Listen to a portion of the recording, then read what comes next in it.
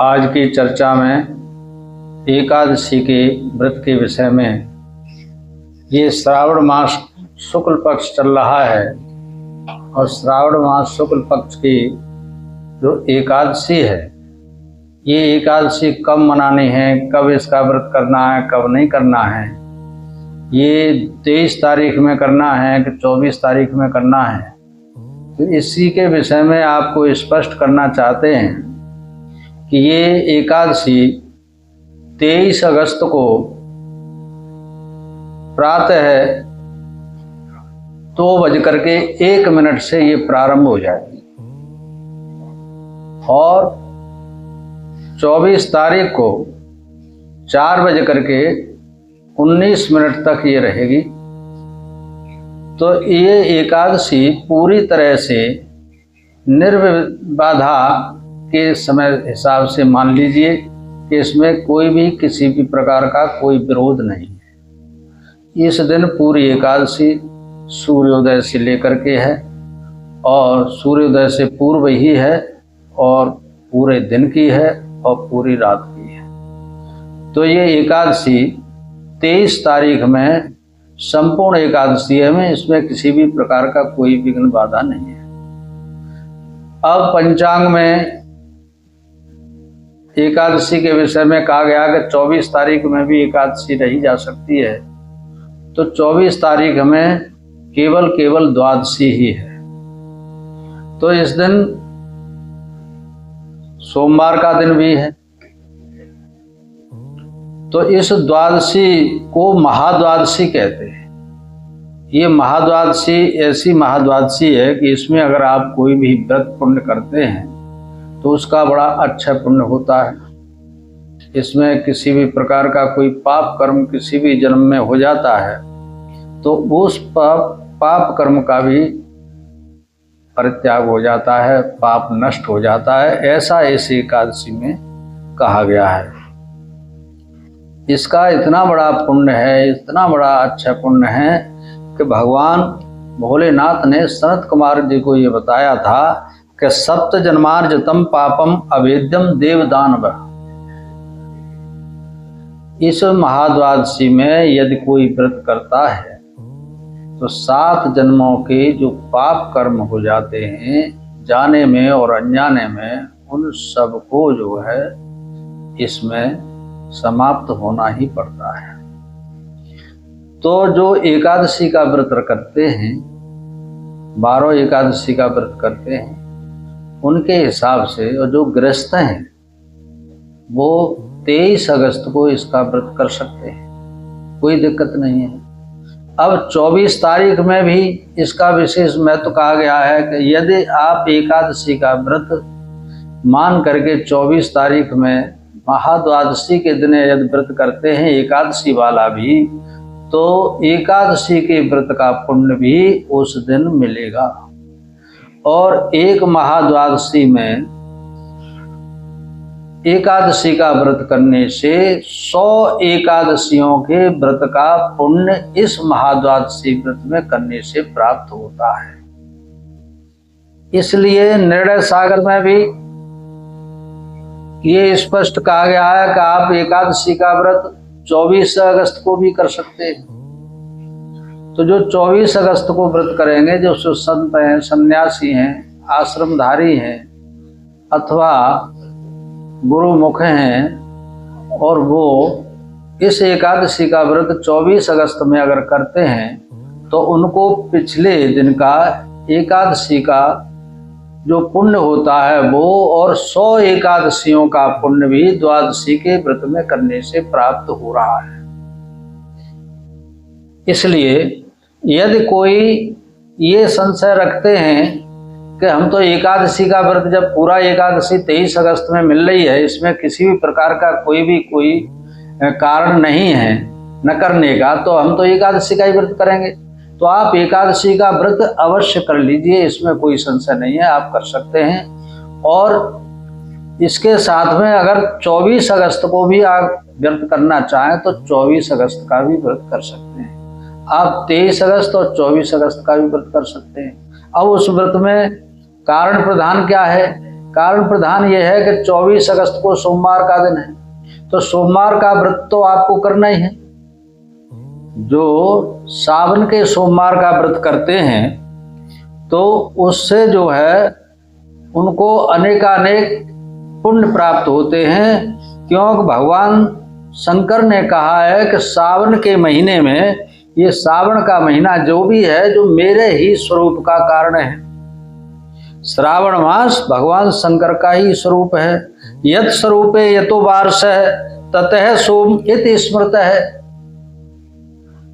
अर्थात ये बात भगवान शंकर ने सनत कुमार जी को बताई थी कि श्रावण का महीना पूरा का पूरा ही मेरा स्वरूप है। दूसरी बात, उसमें भी सोमवार का दिन अगर मिलता है तो वो तो फिर कहने ही क्या है, उसमें तो और 4 चांद लग जाएंगे।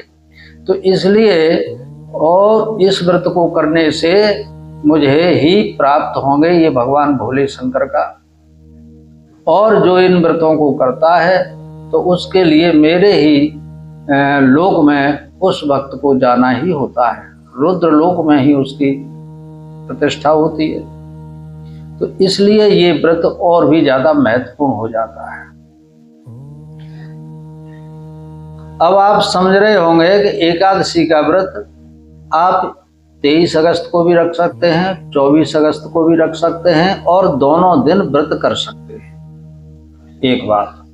अगली बात यह है कि ये विशेष महत्व महाद्वादशी का जो मिल रहा है, जिस दिन सोमवार भी है और महाद्वादशी है, तो इस महाद्वादशी में इसका पुण्य जो है हजारों गुना करोड़ों गुना तक इसका पुण्य बढ़ जाता है और इस दिन व्रत करने से अच्छा पुण्य प्राप्त होता है। इसलिए निर्णय सागर पंचांग में भी इसका वर्णन दे दिया है कि आप इस व्रत को 24 अगस्त को भी कर सकते हैं, कोई दिक्कत नहीं, क्योंकि इसका विशेष पुण्य दे दिया गया है। महाद्वादशी 8 प्रकार की होती है, जिसमें मैं आपको बताऊं कि नंबर 1 उन्मिलनी होती है, दूसरी बंजुली होती है, तो ये बंजुली एकादशी, बंजुली द्वादशी है जो महाद्वादशी जिसको कह रहे हैं।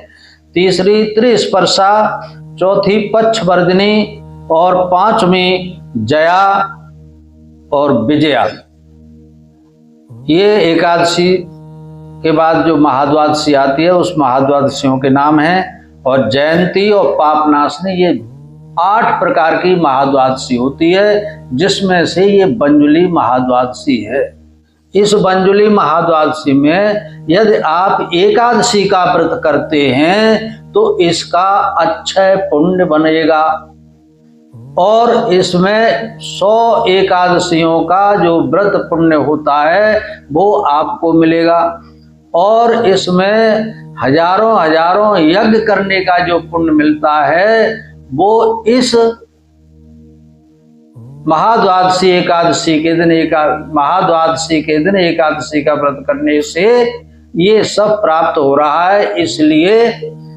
इसलिए महाद्वादशी के दिन व्रत करने के लिए निर्णय सागर पंचांग भी आपको आज्ञा देता है।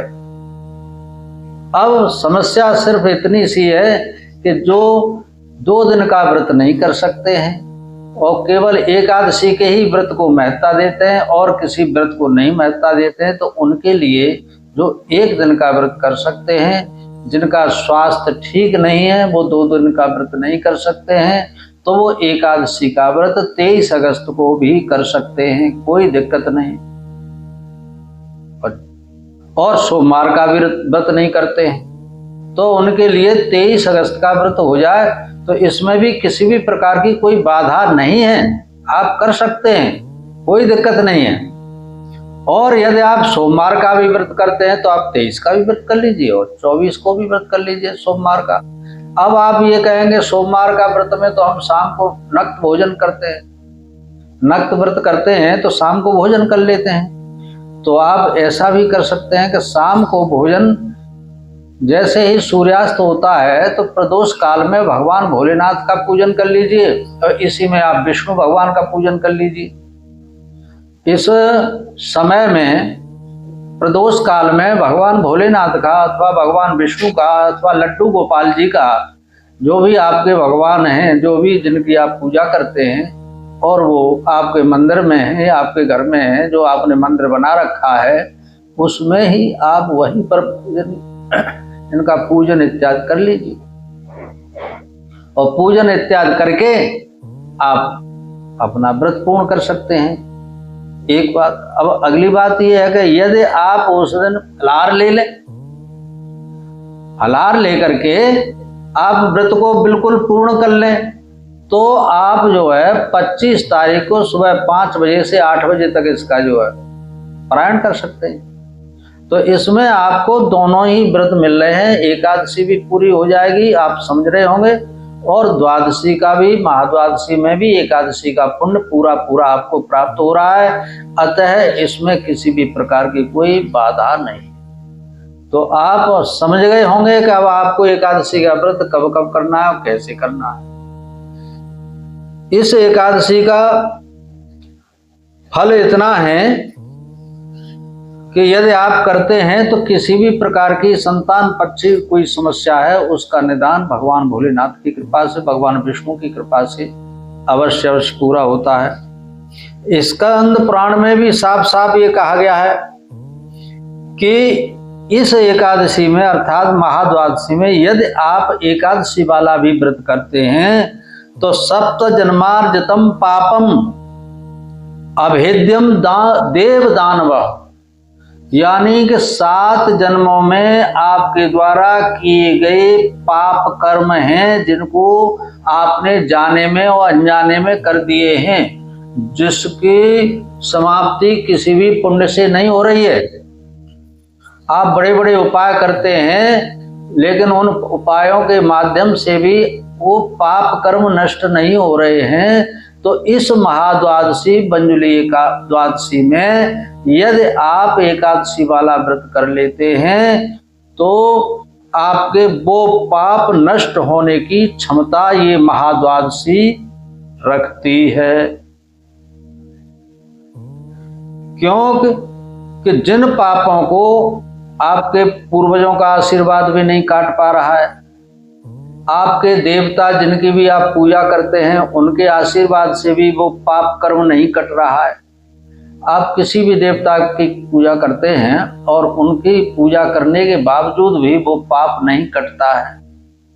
अथवा आप जिन किसी की भी पूजा करते, देव दानव यक्ष गंधर्व जिसकी भी पूजा करते हो, तो उनके पुण्य प्रताप से भी, उनके आशीर्वाद से भी आपका कोई यदि ऐसा पाप है जो नहीं कट रहा है, तो उस पाप को काटने की क्षमता ये महाद्वादशी सोमवार का दिन ये इसके अंदर क्षमता है। इसीलिए इसकी दिव्यता है और विशेषता है।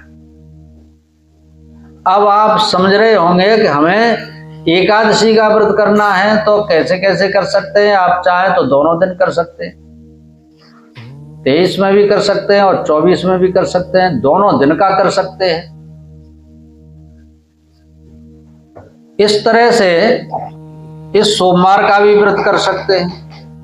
तो इसी क्रम से कर सकते हैं। पारायण आप 25 तारीख में सुबह 5 बजे के बाद में और 8 बजे के बीच में आप कभी भी पारायण कर सकते हैं। तो ये रही एकादशी की बात। ये द्वापर युग की बात है कि द्वापर युग में जब युधिष्ठिर ने भगवान श्री कृष्ण से ये बात पूछी कि ये सावन मास की एकादशी है, महाराज इसके विषय में आप बताइए, इसका क्या नाम है, कैसे इसका व्रत किया जाता है और ये क्यों आवश्यक है। तो भगवान कृष्ण ने युधिष्ठिर से कहा कि हे राजन, इस एकादशी का नाम पुत्रदा है। इसका नाम क्या है? पुत्रदा। और इसका दूसरा नाम पवित्रा भी है। तो पवित्रा या पुत्रदा इस एकादशी का नाम है। और इसकी जो पुराणों में जो कथा कही गई है वो इस प्रकार से है कि द्वापर युग के प्रारंभ में महेशमती नाम का एक राजा था और राजा बड़ा सत्य धर्म ईमान के हिसाब से चलने वाला था। किसी को किसी भी प्रकार की यातना कष्ट दंड इस प्रकार से नहीं देता था जिससे त्राय त्राय हो। तो राजा के ये सब अच्छे कर्म करते हुए भी, लेकिन उसके दुखी होने का कारण सिर्फ एक यही था कि उसके कोई पुत्र नहीं था। और पुत्र न होने के कारण राजा अपने संतति को आगे न बढ़ा सकने में असमर्थ होते देख करके परेशान होते थे। सोचते थे कि मैंने हमेशा धर्म का पालन किया है, मैं कभी कोई अधर्म नहीं करता, फिर भी मेरे साथ ऐसा क्यों हो रहा है। मैंने अनेक उपाय किए हैं, लेकिन फिर भी मुझे पुत्र की प्राप्ति नहीं हुई है। तो इस पर काफी जब चिंतन करते हुए और वृद्धावस्था होने को आ रही है, तो फिर पुत्र कब होगा। तो एक दिन राज दरबार में बैठे थे, तो उनके मंत्री इत्यादि जितने भी बैठे हुए थे, उन्होंने पूछा कि महाराज आपके चेहरे पर चिंता व्यक्त होती है, आप किस कारण से इतने परेशान रहते हैं, वो हमें आप बताइए। तो सभी मंत्रियों की सभा में बैठकर माहेश्वती राजा ने कहा कि देखिए मंत्रियों, मुझे किसी भी प्रकार का कोई दुख नहीं है, किसी भी प्रकार की कोई परेशानी नहीं है, और मेरे राज्य में कोई भी इस प्रकार से दुखी भी नहीं है, सब सुखी हैं। मैं प्रजा को अपने पुत्रों की भांति ही और पुत्रों की भांति ही उनका देखभाल कल्याण करता हूँ। अधिक दंड मैं किसी को भी नहीं देता हूँ, और ऐसा दंड मैंने किसी को नहीं दिया है जिसने ज्यादा कोई कर्म खराब किया हो तो मैंने ऐसा दंड दे दिया हो कि उसके प्राण चले गए। तो फिर भी मेरे साथ जो हो रहा है वो ऐसा हो रहा है कि मैं खुद चिंता करता हूं कि मेरे संतान नहीं है। तो ये क्या कारण है। मुझे ऐसा मालूम है कि मैंने अपने पूरे जन्म में, पूरे जीवन में किसी भी प्रकार का कोई गलत कार्य नहीं किया है। तो ऐसा चिंतन जब कर रहे थे, तो उनके जितने भी संत वहां आए हुए थे, जितने भी मंत्री बैठे थे, प्रजा भी थी, तो उन्होंने सबने कहा कि महाराज इसके विषय में हम सब आप लोग के विषय में हम चिंता करेंगे, और आज इसके लिए हम भी प्रार्थना करेंगे, और कोई न कोई उपाय जरूर होगा। यदि कोई समस्या है तो समस्या बनकर के नहीं रहती है, हर समस्या का कोई न कोई निदान होता ही है। ऐसा नहीं है कि कोई समस्या है तो वो हमेशा समस्या बनकर के ही रह जाएगी, उसका कोई निदान ही नहीं होगा। निदान होता है, कारण है तो उस कारण का निदान भी निकलेगा। तो इतनी बात सुनकर के सभी उनके मंत्री इत्यादि जो सिद्ध पुरुष महात्मा इत्यादि थे, वो सभी जंगलों की तरफ निकल गए, और जंगल में जाकर के बड़े किसी ऐसे सिद्ध पुरुष के की खोज में घूम रहे थे कि कोई ऐसे महात्मा मिले जिनके कारण से हमें सब उपाय मिल जाए। तो ढूंढते ढूंढते ढूंढते ढूंढते उस जंगल में एक महात्मा मिले, वृद्ध थे और अपने आप में बहुत ज्ञानी थे, त्रिकालदर्शी थे, सब कुछ जानने वाले थे। एक तरह से आप ये समझ लीजिए कि वो दूसरे ब्रह्मा ही थे, यानी उनसे कोई भी अभेद, उनसे कोई भी अछूती चीज नहीं रहती थी। जैसा आप प्रश्न करेंगे वैसा ही आपको उत्तर देने में वो हाजिर जवाब थे। इतना उनको ज्ञान था, तपस्वी थे, और लोक परलोक की सारी गाथाएं, सारी समस्याओं का निदान भी करते थे। तो ऐसे महात्मा के शरण में जाकर के सभी दंडवत प्रणाम किया, और दंडवत प्रणाम करके पूछा महाराज, तो ये बात युधिष्ठिर जी ने भगवान कृष्ण से पूछा कि महाराज वो कौन से महात्मा थे। तो भगवान कृष्ण कहते हैं कि वो लोमस जी थे। हे युधिष्ठिर, वो लोमस महात्मा थे, और लोमस महात्मा जंगल में रहते थे, और जंगल में ही अपने पूजा पाठ इत्यादि धर्म कर्म सब किया करते थे। जब लोमस के सामने ये सभी महात्मा और ये सभी मंत्री पहुंच गए, उन्होंने ये अपनी समस्या बताई कि हमारे राजा बहुत ही ईमानदार हैं, सत्यवादी हैं, सत्य का आचरण करते हैं, किसी को कोई कष्ट और दुख नहीं देते हैं, किसी का धन हरण नहीं करते हैं, ना ही उन्होंने अब तक किसी का धन हरण किया है, न किसी पर छापा मारा है। इसलिए उनके राज्य में सभी जनता सुखी है। लेकिन समस्या महाराज एक यही है कि हमारे राजा की कोई संतान नहीं है। तो इतना धर्मात्मा राजा होते हुए भी वो संतानहीन है, तो इसमें क्या कारण हो सकता है?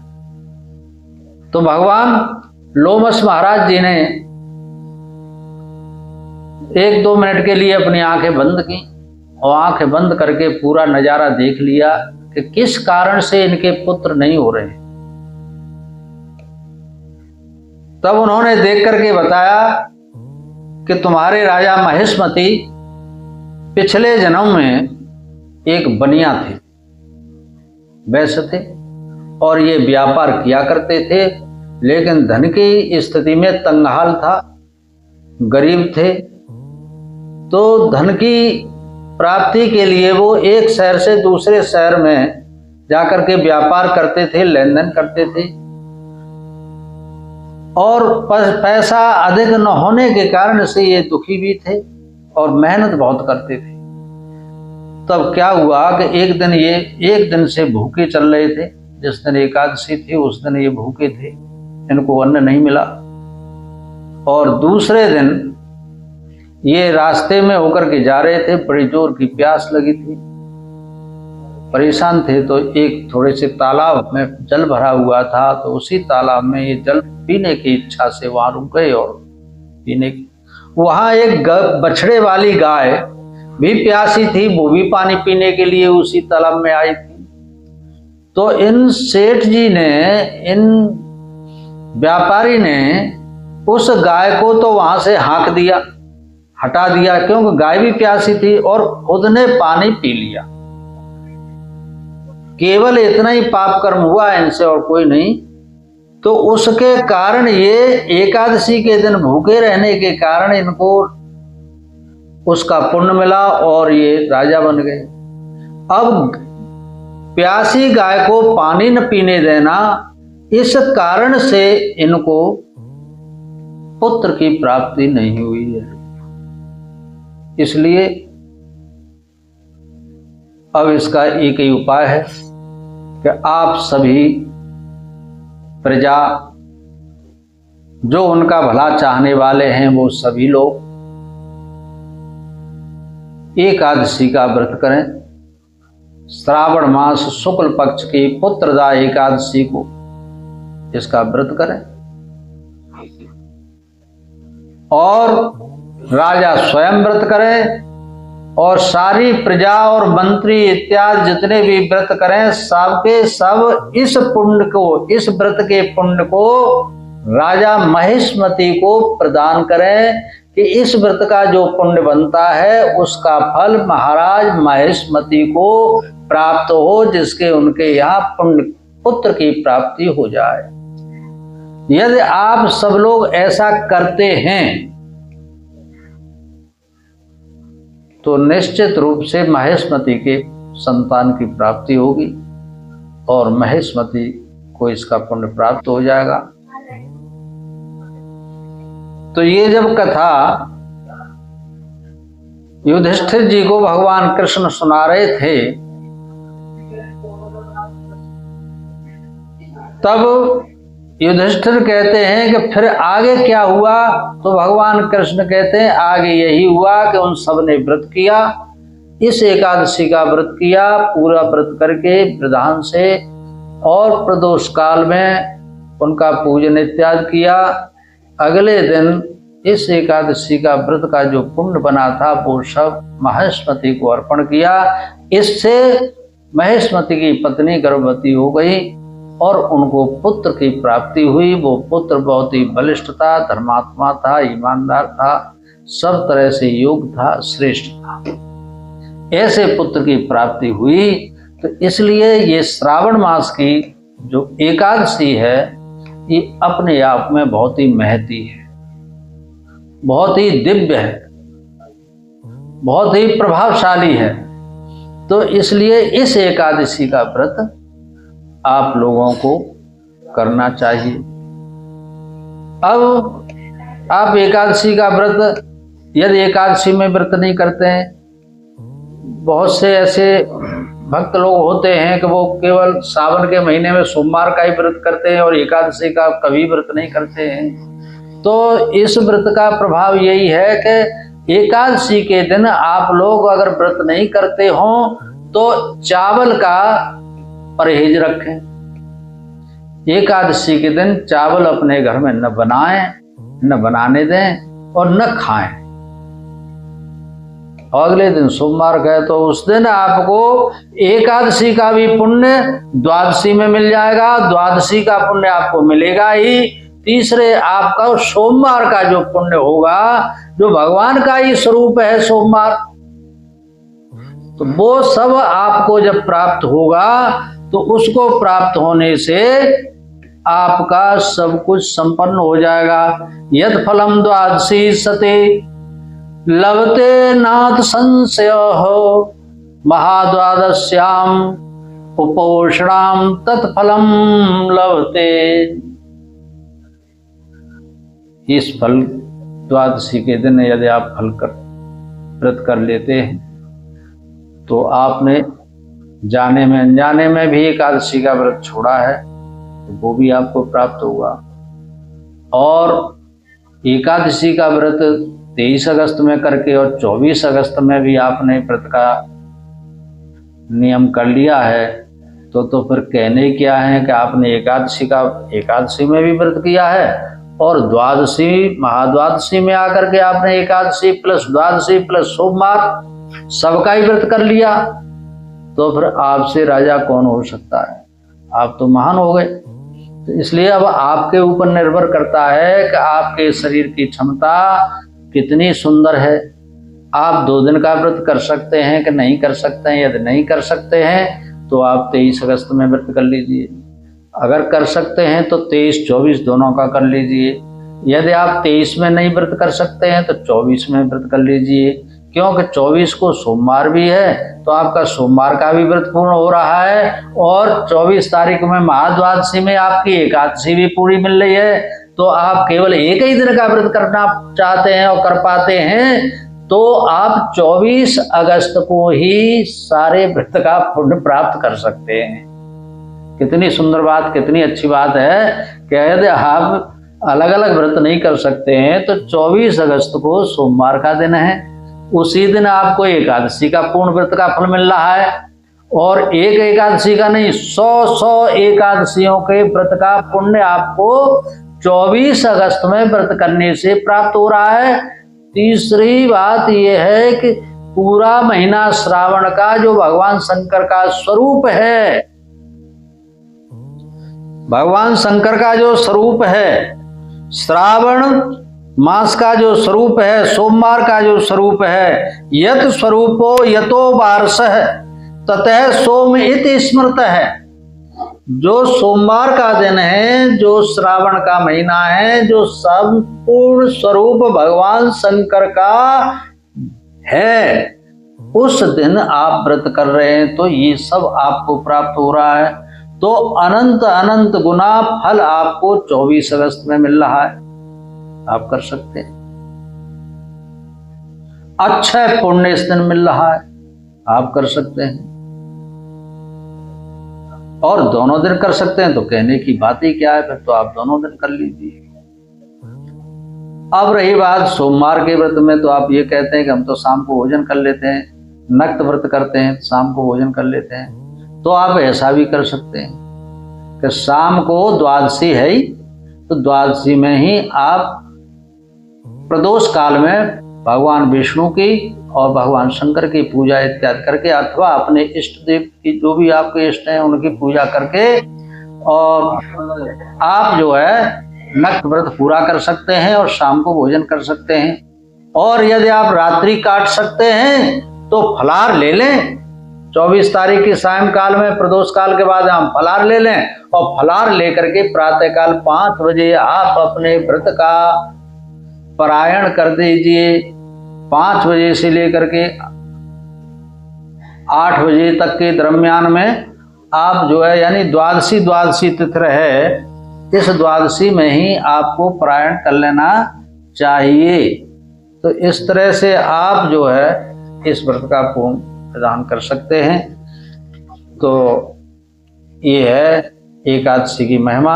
आप जाने, आपको अच्छा लगे, आप इसका शेयर करिए, जो लोग एकादशी का व्रत करते हैं उनके पास भी इस बात को पहुंचाइए, जिससे उनकी भी कोई शंका हो तो वो भी अपने शंका से निवृत्त हों और बात को समझें। जैसा भी आप समझें उस हिसाब से आप वीडियो को आगे बढ़ाइए, शेयर करिए, आपको प्राप्त होगा। जय श्री कृष्ण।